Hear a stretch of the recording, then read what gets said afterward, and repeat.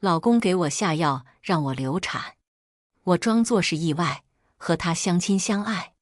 毕竟我是个演员，他操作失误导致患者丢了性命上了热搜。我教他2招，没花钱摆平麻烦，反倒赚了不少钱。毕竟婚内财产有我的一半。他被我送进精神病院，隔天他就自缢。咦，他这么快就认输？可是我还没演完啊！大家好，开始今天的分享之前，希望你能给人间烟火点个订阅，我将会分享更多优质的内容。老公陈磊破天荒要陪我逛街吃饭，看他体贴的样子，我只能尽力应付。其实我有点心不在焉，前几天医生告诉我的情况，我一直在犹豫着要怎么开口。回来后，我觉得小腹有明显的绞痛，进了卫生间后发现我见红了。我急得大喊：老公，快点送我去医院，我见红了。我俩结婚5年，从没避孕，但是一直怀不上，现在好不容易怀了3个月。为了这个孩子，我已经让自己从小剧本里戏份不多的角色变成了群众演员。陈磊冲进卫生间，确定我见红了，竟然慢悠悠地走出去，丢下一句话：小事。我惊慌失措，怎么可能是小事？你自己是医生，没看到这出血量不一般吗？你快开车带我去医院。可是他充耳不闻，进了书房，砰一声关上了门。我也没心思和他吵架，抹掉眼泪，赶紧自己搭车去医院。医生检查后告诉我，你流产了。我双手捂住脸，不敢相信这个事实，明明好好的，怎么会突然流产呢？你家属呢？怎么没来？家属2个字让我顿时清醒了。我想起发现怀孕1个月的时候，跟陈磊说了这件事。当时他根本就不开心，养孩子太累，你又没给我工作上带来什么好处，趁现在刚有赶紧打掉。我不同意，结婚多年，婆婆一直催生，陈磊并没有反对，还说怀不上是我的问题。好不容易怀了，怎能不要？只是陈磊没有继续劝我打掉，我以为他同意了。第2天，他还给我买了一杯热奶茶。平常我偶尔喝奶茶，陈磊总嫌弃我浪费钱，所以我觉得那天的奶茶特别甜。可是隔天就收到陈磊发来的消息，我给你奶茶里下了药，那会让你生个畸形儿，所以你赶紧去打掉。当时我特别生气，和他吵了一架。孩子是他的，他怎么能这样对孩子？因为这事，接下来的2个月里，我们冷战了几次。最近他又主动关心我了，我以为他接受了孩子的存在，所以他不仅带我出去逛街吃饭，还陪我散步聊天。我不愿意去怀疑枕边人，但是我还是掏出手机调出监控。幸亏怀孕后我买了各种母婴产品，包括监控器，没想到用到了这里。也就让我看到了这让人窒息的一幕。陈磊从兜里掏出了2种药，把药放进杯子里，搅拌均匀后，再倒进了他买的奶茶杯里。那奶茶似乎特别甜，我喝得干干净净。原来我喝下的是斩断一切的药。我流着冷汗问医生，如果我是被人故意下了堕胎药呢？医生盯着我叹气，谁给你喝的？你这月份大了是不能做药流的，怎么这么没有常识？你现在还得进行清宫手术，手术也是有风险的，万一造成终身不孕呢？医生还告诉我，服药的那几个小时内激素含量是最高的，流产后几个小时内数值就会吸收得干干净净，数值就会下降到查不出来。陈磊对我下毒手，我不能心软，不然拖下去顶多只能告他轻伤，罚500元，拘留5天而已。我让医生给我开做激素数值检查单子，1日敷700日恩。陈磊亲手除掉孩子，我俩之间也只剩下仇了。我带着报告和监控视频进了派出所，我要告他故意伤害罪。陈磊匆匆赶来，知道我流产了，他嘴角扬起一丝若有若无的笑容。你怎么事那么多？我们是夫妻，你告我干嘛？民警询问陈磊我所讲述的是否真实。陈磊一开始不肯承认，看到监控视频后才承认了。但是他却对我一副势在必得的样子。如果你告我，那我就跟你离婚。我现在就马上给你妈打电话，她应该不会希望你离婚的。我愣住了，我从小在单亲家庭中长大，我妈唯一的心愿就是我这辈子就结一次婚，然后幸福到终老。最近我妈人身体不好，她能经得起我离婚这事吗？我和陈磊的原生家庭情况是一样的，没想到曾经的惺惺相惜，如今化成他扎向我的利器。看着陈磊越来越憋不住的笑脸，我掏出手机打给我妈。妈，陈磊给我下了2次堕胎药，打掉了孩子，我要告他，他威胁我要离婚，还要告诉你，让你气死。妈，与其你气死，不如气死陈磊，你说呢？我妈足足沉默了几分钟，久到我怕她要我和世俗妥协。好在她终于又勇敢了一次，离吧，命重要。但是该拿的钱1分也不能少。挂掉电话那一刻，我就有了新的计划，婚是要离的，但不是现在。这下陈磊倒是气急败坏了，你确定你要告我？你知道一旦立案，对我的职业生涯有很大的影响，我还怎么继续当医生？我是一时冲动，不想要孩子而已。你看看生活压力多大，你有你热爱的工作，2人世界不是挺好的吗？说完，陈磊走向我，想揽住我。以前他一哄我就顺着台阶下，这次我推开他，冷冷地说，这事我没办法就这么算了，万一我运气不好，连命也没了，告你是必须的。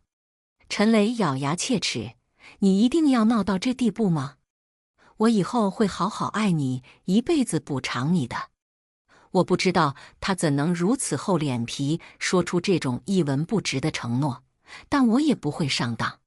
除非你把你名下的财产分1半给我，还要做公证是我个人财产，不属于婚内财产，我就不告你。陈磊瞪大眼睛，我的不就是你的吗？你跟我计较这么多？我转脸告诉民警，我要告他。陈磊垂头丧气拉住了我，公证就公证。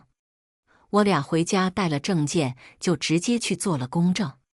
拿着公证材料，我松了口气。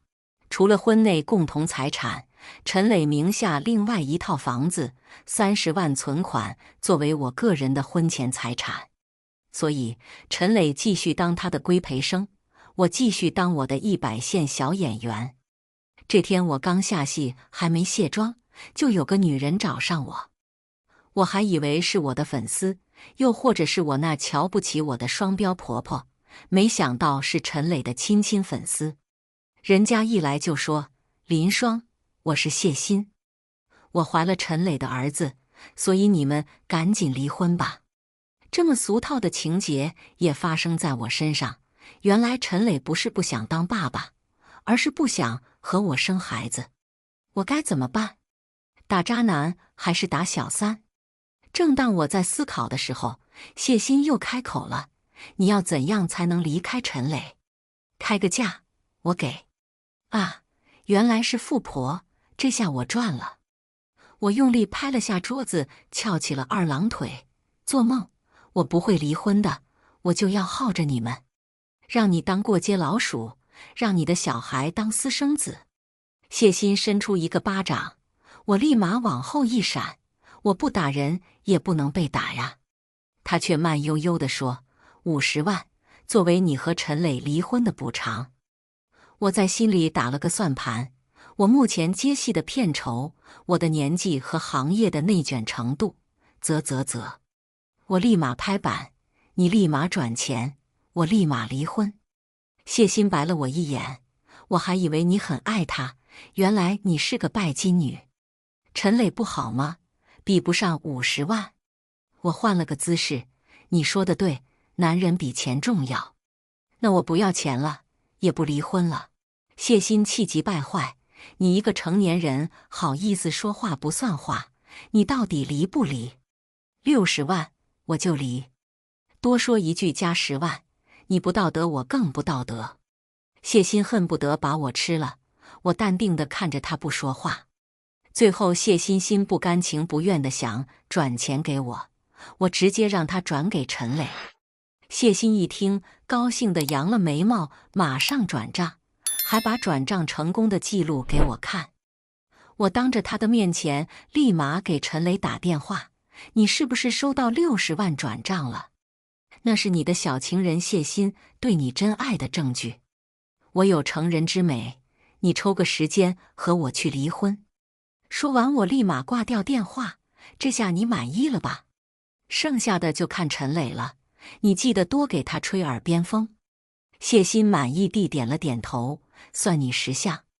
我美滋滋地笑了，这钱真好赚，谁要离婚？这钱是在陈磊卡里没错，但是我也能花。而且万一回头谢欣要告我敲诈，我岂不是要去踩缝纫机？所以谁收钱谁去踩。笑死了，我可是个演员，我随时随地都能演一段戏。既然是演戏，那答应谢欣说要离婚当然都是假的。没想到陈磊也不是特别想离婚，他担心离婚的事影响他在医院的声誉。哦，他想要娥皇女英？也行。我顺着台阶下，好，不离。我事业不稳定，婚姻至少要稳定些。达成一致后，我私下找了认识的狗仔去打听谢欣的情况。原来谢欣和陈磊是同事，人家是个外科医生，也是院长的独生女，这条件看上去也不错，怎么就看上陈磊这个没啥背景的规培生呢？重点是院长并不喜欢陈磊，觉得他作风不正，有妇之夫还乱搞男女关系。而且医院里还有其他优秀的单身医生。婚迟迟没离，谢欣早就等不及了，她找了婆婆来推波助澜。我流产后，婆婆没有安慰我，反而冷嘲热讽：你人不怎样，难怪连孩子都保不住。你的孩子没福气，也不配当陈家的孩子。得知我拿了陈磊1套房，还有钱，更是恨不得把我生吞了。如今谢欣怀了她的宝贝孙子，婆婆可开心了，10句话里都是逼我离婚的。我干嘛要让她称心如意？于是我给她分析：妈，陈磊在医院多年，也该升职了。他有多少竞争对手，你知道吗？你别觉得他优秀，现在优秀是标配，更重要的讲究人脉关系。我们要是离个婚，等于有把柄在人家手上。再说了，我们得好好利用谢欣这个关系，等陈磊当上主治医师，甚至爬上更高的职位，到时间我们再悄悄离婚。陈磊和婆婆怀疑地看着我，我只好说实话，只要你们在钱上没有亏待我，我自然和你们是在同一条船上的人。再说了，如果我要是真心想离婚，谢欣给的那60万我早就私吞了，还会让他打给你吗？看我一副钻钱眼的样子，母子俩忍不住点了点头。妈，你放心，谢欣的孩子我肯定不会当做自己的孩子，但是我不会阻止陈磊抚养他的。陈磊忍不住问我，你说谢欣要怎么帮我？我笑了，钱和人脉呀。钱给你投资，人脉让你知道该去投资哪些有赚头的风口。陈磊摇头，哪里有那么容易？他爸爸根本就不搭理我。我摆摆手，小事。他肚里不是有个重量级砝码，难不成要打掉？你要在你们院长面前多做些事，让他对你有好印象。不是你该做的，你也要抢着去做，当个优秀的劳模。升职是小事，你的目标要放远点，比如说院长的职位，比如说更长远的前景。到时候你比院长厉害，你还怕他不同意你和谢欣的事？我的画饼大计让陈磊和婆婆眼睛闪烁的比星星还要耀眼。在我的建议下，陈磊果然比以前还拼命了。不过，意外来临的结果并不是我想要的。一则新闻上了本地热搜，某医院规培生操作失误，让患者丢了性命。点进去一看，是陈磊所在的医院。看完后觉得真让人难受，谁知陈磊的电话就打来了。你看到新闻了吗？那个规培生是我。什么时候的事？新闻都出来了你才跟我说。我以为压得住的。谢欣说哪家医院没有遇到过医闹，叫我冷处理就好了。我冷笑，人命的事还能冷处理？医者仁心，被狗吃了。那新闻上的事是真的吗？你操作失误？陈磊叹了口气，我也是一时恍惚恍神了，现在该怎么办？我想起新闻上说的，那位规培生2次操作失误，导致患者当时就生命垂危了，而医生护士冲进操作间进行抢救了40分钟，并没有带患者到 ICU。出事后，涉事医生没有给出合理的解释，没有打电话道歉，也不承认自身责任，医院也保持冷处理态度。不得已的情况下，患者家属走了民事案件司法程序，新闻也跟着出来了。陈磊还在狡辩，原先是值班医生要操作的，但是我为了争取在院长面前表现，所以自己抢过来做了。我无奈，没那个金刚钻，你揽那个瓷器活干嘛？事已至此，你还是赔钱吧。陈磊不甘心，我就那么点钱，还要赔出去。医院也有责任，不是我全部的责任。钱是身外之物，可以挣，人家亲人已经没了，你还在乎你的钱？我要是不推波助澜，我都对不起我演员这个身份。我私下找到当时操作间的值班吴医生，人家很淡定，医院要我也承担责任，那是不可能的事。因为陈磊非要抢我的活，一开始我是拒绝的，但是我的直属领导却暗示我睁一只眼闭一只眼，毕竟陈磊和谢欣关系密切。我沉思后问道，现在这事闹得满城风雨，说不定最后要你来承担。你没有备选计划吗？你们不是有监控吗？你没有社交账号吗？必要时可以用来自保，大不了闹大。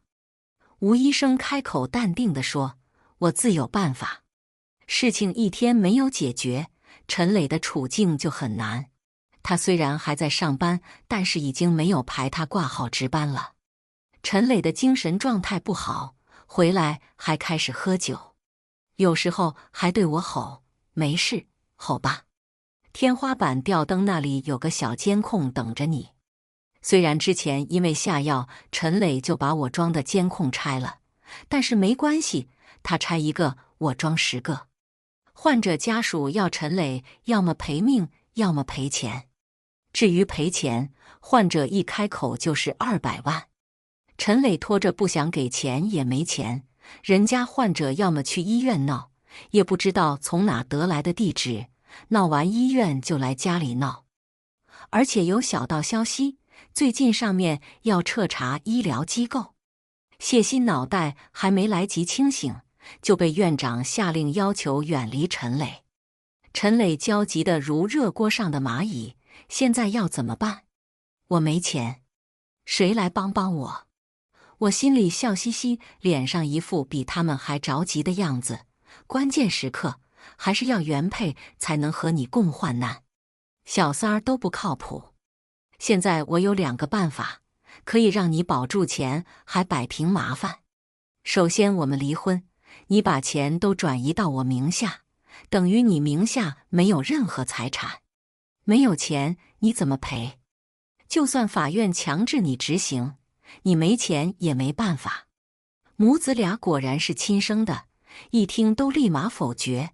你要是跑路了，我钱往哪追？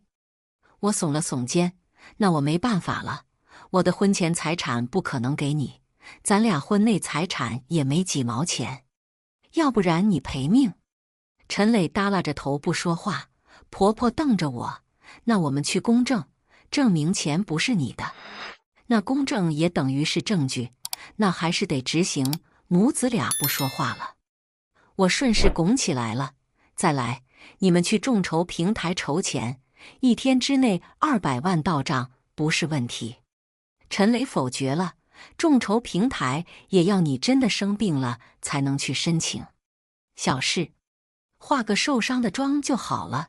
你以为电视剧那些演员受伤的戏是真的？陈磊白了我一眼，你以为在演戏？这是生活呀。就算要在平台筹钱，那也是要有相关医院的检查报告。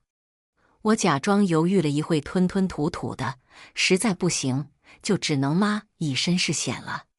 什么？母子俩异口同声。妈，你不是嫌弃楼下邻居养了只大狗，老是乱叫扰你清梦吗？你可以让自己被狗咬了，然后让邻居赔钱，还可以去平台筹钱啊。筹到钱了，你把钱取出来，不就可以拿去还债了吗？陈磊白了我一眼，你以为那是自己银行账号能自己取的？那上面的费用都是用来支付治疗费用的。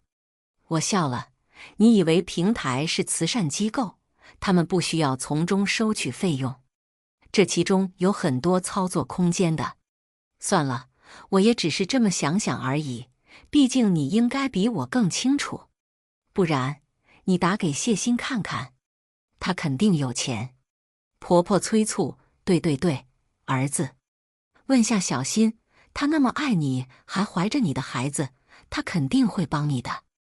陈磊带着希望给谢欣打了电话，小欣，你还好吗？你帮帮我。谢欣哭哭啼啼，不是我不帮你，我没这么多钱，我爸不肯给我钱。陈磊，你电话就被挂了，再打过去就是关机了。陈磊和婆婆傻眼了，我摊了摊双手，以我的智商，目前我只能想到这个办法，不用到处借钱，也不用还钱，不然你看看你们陈家有没有亲戚能借钱给你们？陈磊不说话，婆婆叹气，我继续拱火，我是真的觉得我这2个办法挺好的。婆婆大叫，好，那你为什么不去？呵，还有脸说出这话？我当下用力拍了下桌子，冷了脸，妈，陈磊害我失去了孩子。虽然我不想离婚，但是我还没有完全原谅他。我没办法做到替他被狗咬，我又不是他妈。婆婆被我噎了一下，悻悻地闭嘴了。我再次提出建议，不然那就让陈磊去被狗咬，刚好避避风口，当一回弱者呗。反正你是医生又是男人，知道如何要人命，也自然懂得如何不伤到自己的要害。陈磊看着我没说话，又看着婆婆，妈，要不你去吧。婆婆愣住了没说话，婆婆看看我又看看陈磊，咬牙点了头。第2天，婆婆找了个由头，准备去砸人家的狗。为了安全起见，婆婆要我陪着她。为了表示我的诚意，我去了。狗肯定是会反击的，婆婆本来设想是被狗咬一下子就赶紧跑的，但是人算不如天算，机关算尽也算不过一只狗。婆婆被咬得皮开肉绽，根本不需要演戏。我看着现场画面触目惊心，令人不寒而栗。可是再令人不寒而栗，都没有那天我在医院流掉的那些血来的触目惊心。我报警打了120，把婆婆送进了医院。婆婆身上多处被咬伤，还挺危险的。要怪就怪陈磊，虽然主意是我提的，但是我还是建议陈磊自己亲自去做这件事，毕竟他还年轻。但是他不愿意犯险，婆婆愿意去。他们母子情深，不关我的事。陈磊身上没钱，婆婆不舍得掏钱，治疗费我掏了一些，也没有掏全部。当天，陈磊还没有主动发起募捐，就有个长得鼠头鼠脑的男人找上门了。他自称是某个众筹平台负责人，专门为需要急救的人解决治疗费用问题。当然了，作为平台，他们是要从中收取一定费用的。那个平台名字从来没听过，看上去很不靠谱。陈磊支支吾吾，还是没开口。我看着男人指着陈磊说：“现在他挺需要钱的，你有没有有效又快的办法？”男人眼里闪过一丝金光，陈磊看看我，又看看男人，踌躇不前。我把挽在手上的西装给陈磊穿上去，在他耳边低声开口：“你们找个人少的地方去聊。”陈磊点了点头，示意男人，两人快速出了病房。我看着手机里实时收到的录音声，听着他们在商量如何收分成，笑了。隔天，陈磊就在众筹网站上发起了250万的募捐，这数字真不错。不到1天时间，就已经募捐好了。我立马登了小号，拿出自己早就写好的小作文发上去了。标题很吸人眼球，普通人如何1天怒赚250万，这吸金能力堪比顶流明星。果然，小作文在网上掀起了如火如荼的争议，网上基本分成2派的评议。一派认为陈磊为母募捐情有可原，老人家以后要靠药物维持健康，儿子想为老人多争取一种保障也是情有可原。另一派则怀疑陈磊募捐背后真正目的。如果真的爱妈妈的话，第一反应不是去募捐，而是应该凑齐身上所有的钱，或者卖房卖车。实在没办法了，再请大家帮忙。我是物业管理，我说句话，当天我们工作人员也跟着去了，也付了部分医疗费。我是邻居，我说句话，我家狗狗从来不会主动咬人，是这位老太太主动挑衅的。狗狗不是人，不懂控制自己，所以发生了这样的事。出于人道主义，我也去了医院，也付了些钱，后续相关费用我也愿意付我应该付的。毕竟我是人，要有做人的自觉。我的小号顺势丢下这么一句话：陈磊是个医生，我记得他家是有车有房的。进医院第2天就众筹，没有卖房卖车，更没有向周围亲戚朋友借钱。这背后的原因，我不敢说。听说陈磊就是前一个热搜操作失误的规培生。紧跟着我这条评论，网友们瞬间化身为福尔摩斯大侦探，我看他们就是故意利用大家的善心。募捐250万，真正用途是什么？被狗咬了，真的需要这么多治疗费用吗？这钱是根据什么来算的？陈磊看到这样的热搜，一下子慌了，他立马用自己的账号发出声明：我是陈磊本人，我妈被狗咬了，维权需要时间，但我妈治病等不了，只能先募集捐款。所有众筹款都是打到医院账户，全部用于我妈治疗。如果后续有剩余，我会捐给慈善基金，请大家放心。我的小号立马回应：怎么放心？楼主你在避重就轻，250万的募捐数额你没有做出具体说明，也没有告知相关使用明细。你是打算把这钱用来养老的吗？陈磊对此评论没有回应。大 V 跟帖指出，陈磊妈妈的情况并不符合募捐规定，因为众筹平台规定，金额超过50万元时，需要提交医疗机构书面证明。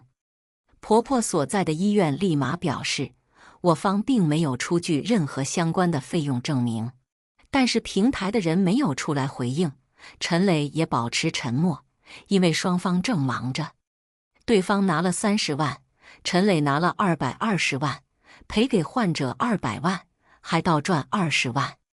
确定陈磊花完那钱后，我发了新的小作文，是不是我的网络有问题？我回到2G 时代了，怎么那个链接打不开了？不会是诈捐吧？网友跟帖，我也打不开了。我合理怀疑这个网站应该是新建的网站，看起来就是很像是专门用来骗钱的。建个网站几千块就可以了。于是很多人怒了，纷纷发表留言，我要退款。可是钱退不回来了，这下捐钱的和没捐的都炸了。陈磊急忙打当初那个鼠头鼠脑男人的电话，早就打不通了。陈磊急忙改了账户名，清空了自己的搜索记录，把评论功能也关闭了。但是网友们并没有放过他，他的同事也都知道了这回事，背后指指点点是肯定的。陈磊精神状态绷得不能再紧了，他可爱面子了，心理承受能力也一般。他以为钱赔给患者后能好过些，没想到现在还涉嫌在民事上构成违约，后续需要返还筹款及支付相应利息，而且在刑事上还涉嫌构成诈骗罪。我当然是扮演贤妻的身份，说一些没用的废话。没事的，你放宽心，一切都会过去的。一个大 V 发出一个帖子，指出3条疑问。疑问一：陈磊所在的医院院长被匿名举报，暗中联合众筹平台进入医院给病人推销，不管需要不需要，都凭着花言巧语让你办理筹款，最后抽取高额手续费。陈磊是不是用了这样的平台？疑问2：院长女儿谢某某疑似陈磊的亲密异性友人，据了解，陈磊本人是已婚男士，这到底是怎么回事？疑问3：陈磊母亲似乎是故意去打狗才住院的，紧接着陈磊就众筹250万到手，这到底是怎么回事？医院很快发布公告，确有此事，我们已经将该院长和规培生停职，后续有相关处理措施会继续告知。陈磊被迫在家休息，相关部门已经找到他，要他掏钱赔钱。也不仅仅是赔钱的问题了，还面临着要踩缝纫机多少年的问题。陈磊这下是要疯了，以他的性格绝对不可能进去的。现在他想方设法都要把这钱给补上，可是他哪里有钱？所以他把矛头转向我。之前我们假离婚，把钱转到你名下，现在把钱还给我。我抠着手指甲头都没抬，那些钱也不是特别够，还要卖房。卖房也没那么快。之前那个男人说不定就是院长派来陷害你的，哪个众筹平台能这么快就消失的？他爸看你不顺眼也不是第一天了。关键时刻，谢欣也该出些力气了。陈磊突然冒出一句话：你不会是故意给我挖火坑，让我往里跳吧？还没傻吗？我笑了，让你往火坑跳我有什么好处？就你给我公证的那么些钱，够赔我吗？我还要等着你给我更多的好处我才会离婚，现在啥都没拿到我就害你，我傻呀，我跟钱过不去。倒是你真的确定谢欣一心一意和你在一起吗？我可是在你们医院听到风言风语呢。那个吴医生是不是也在追求谢欣？而且谢欣真的有努力在他爸爸面前说你好话吗？院长有多大权力，你心里没点数吗？虽然你觉得我只看到利益，但是至少在利益这一点上，我绝对不会害你。陈磊咬牙切齿，我不信，你一直记恨我给你下药，所以你一步步设计我。你是个演员，你手段多。我摊了摊双手，那你要怎么做才信我？要钱没有，要命一条。要我命你就得踩缝纫机。陈磊眼眶红了，复婚。有法律的保证，我要是有什么债务，你得和我一起担。我现在没钱没工作，我喝西北风。我去柜子里翻出了证件，走吧，现在去民政局还来得及的。陈磊不相信我竟然愿意复婚，一时呆住了。我白了他一眼，去不去，不去过时不候。陈磊一直盯着我看，仿佛想要看我到底在耍什么心眼。我也盯着他看，几分钟后，他答应了，他也没其他更好的办法。我松了口气，接下去有这本货真价实的结婚证才好办事。我知道他不会完全相信我的话，但是他一定早就开始怀疑谢欣了。经过这么多事，陈磊开始神神叨叨的，有时候还会突然对着墙壁说话，脾气也越来越暴躁。至于谢欣嘛，我拍了民政局大门和那红彤彤的证书给他，他已经气得没空和我打字了，一大段几十秒的语音证明了他对我的愤怒。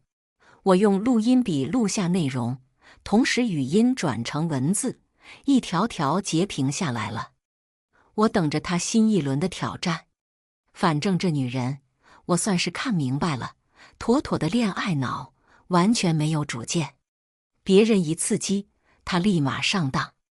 我可是等着看她和陈磊怎么狗咬狗。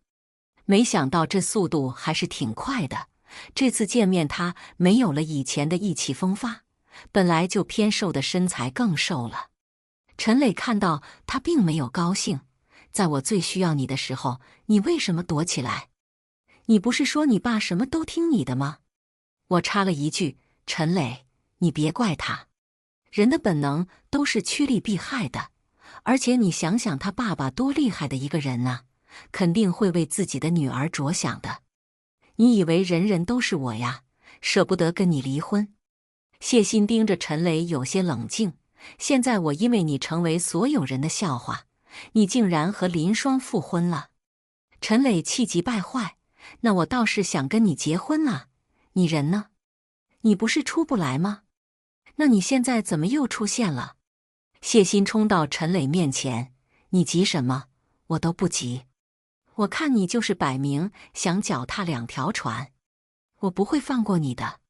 谢欣从包里掏出一把刀，就往陈磊的脖上抹了过去，哗啦哗啦的血涌了出来。谢欣丢下刀子跑了。陈磊跪在地上，双手按住自己的脖子，看向我，断断续续地说：“快送我去医院。”我想起我见红那天，他说小事就回房了。我站着没动，笑了。陈磊瞪大了双眼，伸出一只手来抓我。我握住他的手，低声说了一句：“小事，不急。”另外一只手掏出手机报警和120，把陈磊送进了医院去抢救。谢欣也很快就进了派出所。还好我有监控，不然我就跳进黄河也洗不清了。谢欣果然是专业外科医生，竟然没有动手要了陈磊的命，他侥幸逃过一劫。但是我可是陈磊的合法夫妻，有人要杀我老公，我哪里能善罢甘休？我当然是报警了。不过没有人希望谢欣被抓，包括我。我给陈磊吹耳边风，让谢欣帮忙筹钱赔那个平台的漏洞。经过调解，陈磊出具了谅解书，拿了赔偿费用，谢欣受到的惩罚也相对轻了些。钱去了他该去的去处，陈磊涉嫌的诈骗罪也不会因此而消除。我也不希望他进去，毕竟我更想送他去别的地方。出院后，陈磊在家休养。为了照顾陈磊，我还专门推掉了工作。照顾一个失去意气风发的男人，本就很难，加上我时不时冷嘲热讽，吵架、争执、动手是难免的。陈磊动手打我的第一次，我没有还手。婆婆在一旁唉声叹气，却没有阻止。等这场小风暴过去了，我让她好好休息，自己出门去医院做验伤报告，也去派出所报警留了笔录，还请了居委会、妇联来家里做调解，这些都是证据。调解后，陈磊答应改掉坏习惯，我也在大家面前答应和陈磊好好过日子，演个相亲相爱的样子，我在行。可是陈磊想要回到从前没那么容易的，第一次动手就有第二次，但是第二次我就还手了。婆婆拉住我不让我还手，还瞪我：你好好体谅他，我儿子不容易。我嗤笑一声，用力拉过婆婆，挡在我面前。陈磊的拳头砸在她身上，婆婆身体颤了颤。陈磊停止了打人的动作，我伸手在他心口顺着气。从出事到现在，你精神一直绷着。我知道你没病，你应该是被人精神控制了。我转脸看向一脸担心的婆婆，妈，没事。她这是受了激行为冲动而已，但是还是得去看下精神科医生。陈磊坚持说自己没问题，我摸了摸他的头，你当然没问题，你现在这样的状态只是小事，只是妈肯定担心你，现在看个精神科医生是很正常的事。现在人压力多得借助外力来解压。妈，你说是吗？之前我在医院照顾你的时候，其他病友背后嘀咕什么，你忘了吗？婆婆一听，整张脸失去了血色。我听说是他儿子教他这么做的，这样的儿子精神肯定是有问题的。哪里有这么狠的儿子让自己妈妈去遭罪的？但是婆婆还是不同意送陈磊去看医生，我只能作罢，我不能太急了。那天婆婆炖了鸡汤给陈磊喝，但是因为味道有些淡，陈磊直接把汤给推掉了。汤洒在婆婆手上，立马红了一片。我安慰婆婆，妈，陈磊现在这个情况，我觉得还是去精神病院看看吧。他身体已经好了，但是心理上还没好，这样下去不行。婆婆不同意，你胡说，我儿子才不是神经病。我叹了口气，没人说他是，但是他这种状态肯定是不对的。陈磊自己是医生，他会不清楚吗？如果再这样下去，这辈子就毁了。他眼看着就要飞黄腾达，你甘心吗？婆婆同意了，但是我叫她别去，婆婆也不忍心看着自己儿子被送去精神病院就同意了。陈磊不愿意去，我请求社区和派出所的帮忙，直接把他带到了精神病院。我提供了当初陈磊2次下药让我流产的报告视频，前段时间发生的2次热搜事件相关材料，以及他涉嫌诈骗虽然处于缓刑的状态，以及陈磊动不动情绪失打砸家里的视频，还有医院给我出具的遭受家暴的相关证据。医院让陈磊做了一些常规的测试表，初步诊断他确诊了妄想性障碍、心电图异常和低钾血症。观察7天综合评估后，医院认为陈磊情况严重，需要入院治疗。谢鑫知道后跑来医院要求见陈磊，这都是你的阴谋，陈磊没有病，你要陷害他，我要带他出院，我要报警。我笑了，你是以什么身份去报警的？小三儿。可是我是陈磊结婚证上合法的第1监护人啊，我不同意，你说破天都没有用。谢鑫找了婆婆，婆婆开始怀疑我有问题。我笑了，妈，谢鑫如果真心对陈磊，你觉得陈磊会走到这一步吗？妈，你不用被狗咬，陈磊不会违规操作，不会赔钱，不会走到这一步。他有钱有势却不肯帮忙，还差点亲手要了陈磊的命。我没钱没事，工作推掉了，为了让陈磊安心，还和他复婚。谁情深你看不出来吗？妈，当年你和爸离婚，不就是因为小三介入了吗？在我的婚姻里，谢鑫就是小三啊。而且我听说谢鑫有很多追求对象，你真的能保证谢鑫肚子里的孩子是陈磊亲生的吗？婆婆被提及当年的伤心事，加上谢鑫的无所作为，甚至差点杀了陈磊，婆婆终于醒悟过来了。她恢复了泼妇的本性，扑向谢欣，啪啪2巴掌甩过去。谢欣哪里受过这种气，和婆婆吵了起来。一个娇生惯养的女孩，一个1.5米而且150斤的泼妇，谢欣不敌，直接摔倒在地上，一直喊肚子痛。我躲得远远的，生怕被她讹上。但是陈磊在精神病院待不下去，想要出院，我不同意。陈磊自己写了一份声明，声称自己不是精神病患者，说是我故意把他送进去的。但是医院和我都不同意他出院，医院收他这个患者的程序全部合法。再说了，哪个精神病人会承认自己有病呢？陈磊如同丧家之犬一样求我，我在这里生不如死，像在地狱。他们要我吃药，还电击我，我要回去当医生。我低下头看着他笑了，小事不急。你不是已经被开除了吗？还怎么当医生？就算你出去了，有哪个医院敢收你？对了，谢欣肚子里的孩子还在医院保胎呢。那个吴医生天天守在病房里，也不知道是不是他的孩子。我也没问，就听你们医院那些小护士在那边说的。陈磊拼命砸床，你撒谎，这一切都是你陷害我的。我笑了，在他耳边轻声开口，我陷害你什么？我可没有，我哪次不是实话实说呢？但是你走到今天，确实离不开我的功劳，毕竟这也是你给我下药的报应。人家都说报应会来的，没想到你的报应来得这么快而已。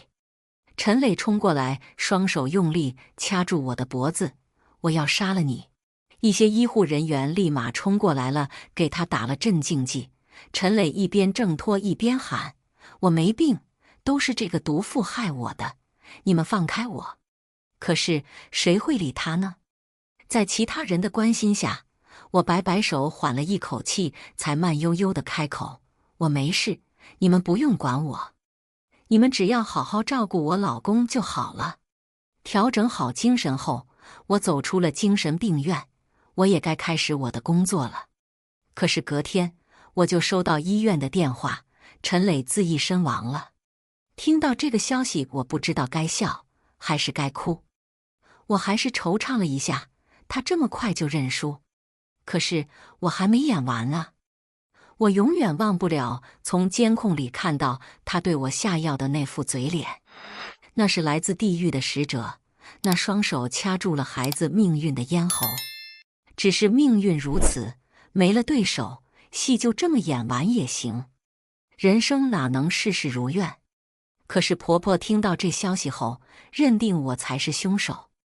她向警方申请对陈磊的死因进行鉴定，并表示要追究我的刑事责任。警方上门的时候，我也没再怕。同志，这是我在本地排名第1的精神病院做的检查。你们会发现，我的心境障碍问卷、抑郁自评量表测评、症状自评表测评等7项检查结果分析报告单均没有问题。还有，我给陈磊办理住院所提供的材料也都是合法真实的。你们看看，我又拿出放在公文包里那一堆材料。警官同志仔细检查了材料，没等他们开口，同志，你们可以去陈磊现在住的精神病院调查下，那里有很多人证能证明我没有罪。警方去了精神病院，那里医护人员也提供证明，我不仅不可能会伤害陈磊，反倒是陈磊在众人面前扬言要杀了我，还差点把我掐到窒息。因为没有证据，婆婆没法告我，而我和陈磊的婚姻关系也变成丧偶状态，也就是说，我是单身状态了，自由的。婆婆一下子失去所有，把一切都怪在我身上。怪去吧，没事。我把之前陈磊过户到我名下的2套房子卖掉，只是1套卖了，而我和陈磊住的这套一直卖不出去。这可是学区房啊！我想大概可能就是风水问题了，我只好把房子租出去。我以为一切都顺利了，没想到租客却找上了我。租完房子半个月后，租客实在忍不住了：林姐，作为房东，我希望你能帮忙解决这件事。就是你的前婆婆每天半夜3更或者一大早就来我家捶大门。我们家里有孩子有老人，谁受得了这样的事？她第一次捶的时候就说她是精神病人，谁都管不动她。她总说我们家乱蹦跳，声音太吵。我们不仅没有，还铺了地毯。要不是刚交了租金，这边离学校又近，这个房子我们是没办法住下去的。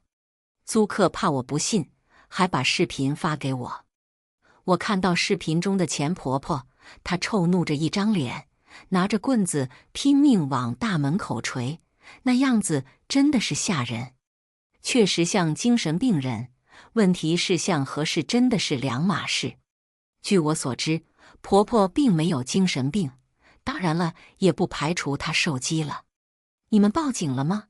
报了，但是没用，警官也上门劝了，他连警官都骂。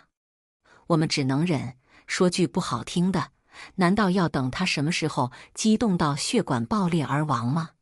谁有那个精力？我去派出所和社区寻求帮助，没人对他有办法。既然讲文德没有用，那么我就不讲武德了。我和租客商量后，决定友好解除租赁关系，也退了他们的押金。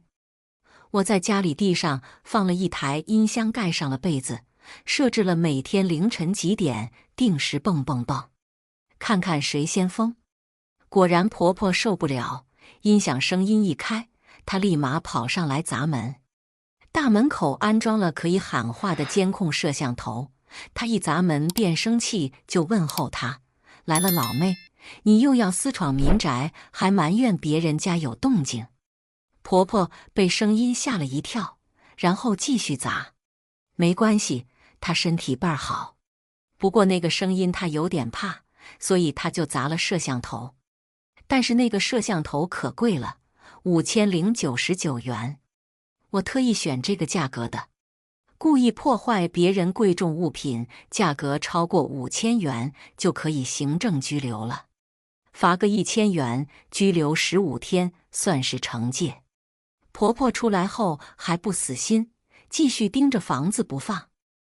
我用双倍的价格雇了几个5大3粗的群众演员，让他们穿着网上淘来的8件套房次服，准备迎接婆婆。婆婆一来砸，那3个演员穿着房次服，立马跑到婆婆家里。婆婆住的房子是当初陈磊租的，1年1付，租期快到了。房东对她无可奈何，就等着赶紧解除租赁关系。婆婆颇负本性难移，看到那几个群众演员，直接以一人之力打人。演员直接还手回去，但是力度控制在正当防卫内。我也交代他们尽量放轻动作。他们一边喊听说你是神经病，我们挺害怕的，就买了防刺服。为了自保，所以我们可能会下手。该来的人都来了，可热闹了。妈，哦，不对，要叫阿姨。你再这样下去，我得联系你老家的亲戚，让他们强制送你去精神病院了。钱婆婆一听我要把她送进精神病院，吓得恢复正常了。我没病，你就是个毒妇，你害死了我儿子，我要找你算账。我知道她怕那个地方。一行人最终散了，婆婆踉踉跄跄地回了房子，那背影有些萧瑟，和当初我一人拿着流产报告和监控视频去报警有些像。只是她是自作自受，而我受的确是人为。我也该重新出发了。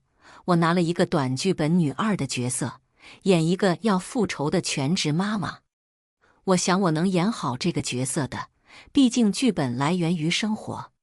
就像那天陈磊破天荒陪我逛街，我想告诉他医生说的有关于孩子的情况。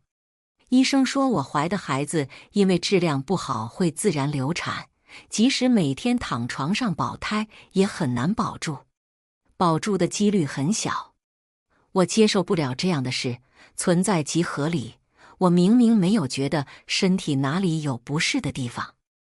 我想让陈磊想想办法，事在人为。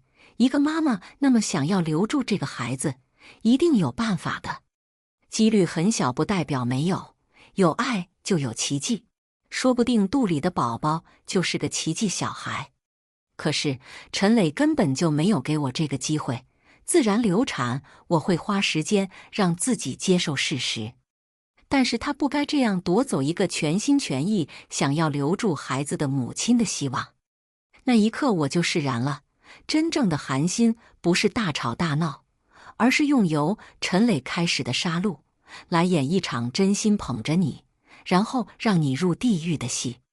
如果陈磊没有这样对孩子，现在的结局不会是这样的，顶多就是我知道他出轨了，我和他打官司分割财产，各过各的。我也没想让他死，但是却不想他好好活着。他的人生到此结束了，我的人生刚开始，人生确实如戏。